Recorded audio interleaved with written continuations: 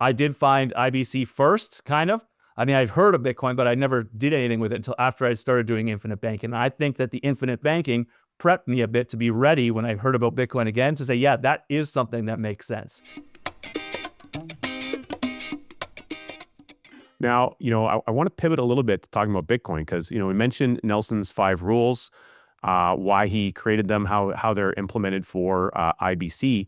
But you have an interesting take on how that also applies to your thinking and your mindset around Bitcoin. Obviously, you're a huge fan, huge advocate of Bitcoin, but the things that you learned about IBC, you're applying to the way that you approach Bitcoin as well. Let's talk a little bit about that. Sure. I've always been I've been a fan of obviously IBC, but Nelson's 5 rules really just resonate with me for whatever reason. It's simple. It's 5 of them, and they in terms of what to do for IBC, I think they're absolutely such a great guideline, roadmap, if you will, for what you need to do, right? And there's a Banker's Vault video by Sarblow, it was a couple years ago. Anyone wants to check that out, it's available. I'm sure there's other places that you guys have talked about the 5 golden rules, but thinking long range, don't be afraid to capitalize, don't steal the peas, don't do business with banks, and then rethink your thinking. There's the 5 golden rules, right?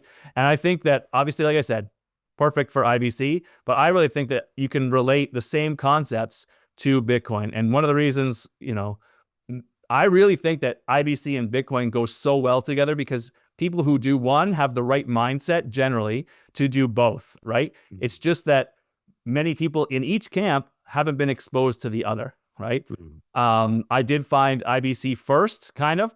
I mean, I've heard of Bitcoin, but I never did anything with it until after I started doing infinite banking. And I think that the infinite banking prepped me a bit to be ready when I heard about Bitcoin again to say, yeah, that is something that makes sense, right? Mm-hmm. The ideas of IBC. So starting with like thinking long range. When you're starting your system of banking policies, it's not something that you can immediately get the absolute perfect use out of the day after, right? You can begin using your policy absolutely very quickly, but it doesn't become efficient for a longer time. And of course, it's life insurance. We are thinking about the future. You're thinking about future generations. You're thinking about your retirement. You're thinking about different things you're going to do with the funds that you have, right? And similarly with Bitcoin, it's something that you do want to have a long-range mindset with when you're getting into, right? If you buy Bitcoin today, it might be worth less tomorrow, even less the day after, right? But 5 years from now, 10 years from now, history has shown, and I think logically we can really be quite confident that 5 years from now, Bitcoin is going to be higher than it is now. You're not buying Bitcoin to save money for next week if it's something you really, really need, right? It worked out for my son in the saving short term there.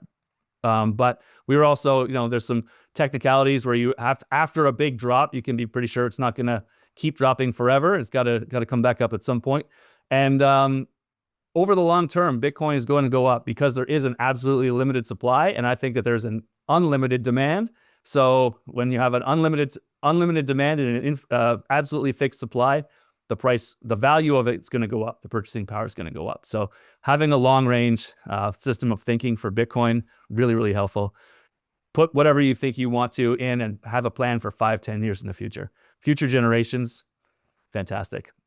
Don't be afraid to capitalize. I know when I first got started in IBC, I thought, well, this seems like a lot of money that's now going to go towards premiums. But of course, when you change the way you think, which of course is a later point, you're not thinking about making premium payments, you're thinking about making deposits.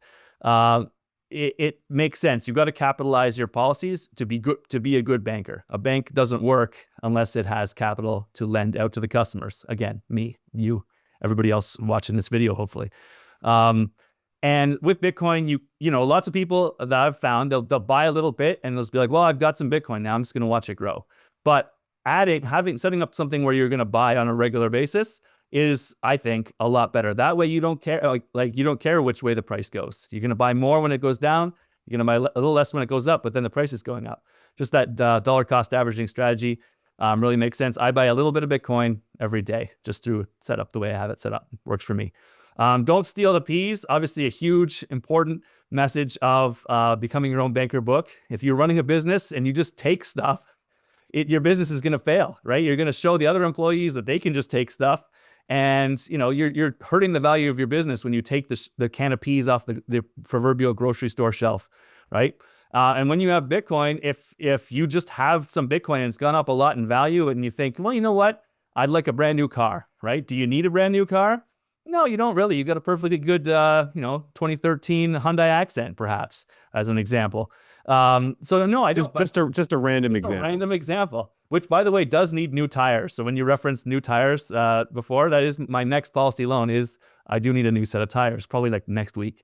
Anyway, you can take from it, right? But Bitcoin that you sell today is Bitcoin you do not have in the future, right? If you're going to take that out, you're going to have to, you can buy it back. You can maybe think of it as a loan, but I would much rather take a loan from my policy, in dollars, and repay that than to use any of my Bitcoin to buy things. So be careful. You're not just wasting or buying things that aren't of, either needs or assets that you really, really feel you need. Don't do business with banks.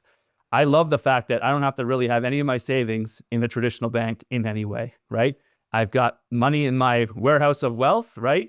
In my policy system, and everything else, or not absolutely everything. I got a pension and some things through work, but a lot of it is in Bitcoin that I'm in control of. Okay, and that's one of the things I teach people to do, is to take that self-custody, so you're in complete control. You have that financial freedom.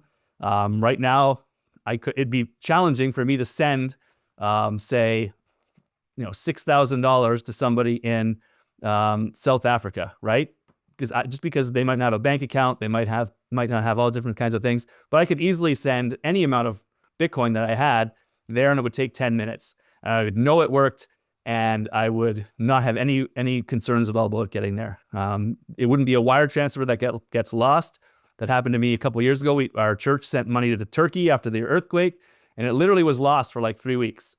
They didn't know where it was. I didn't know where it was, and they had to, eventually it showed up. Somehow they got this money. But every time I do business with banks, because I have to, I get frustrated, and I'm happy that between IBC and Bitcoin, we're, really going to put a hurt on the banks. And when especially central banks, not a fan of the central banks, funding the inflation, making the inflation that's really, crushing people all around the world, but in Canada as well. The central banks in particular, I want to get rid of those guys for sure, right?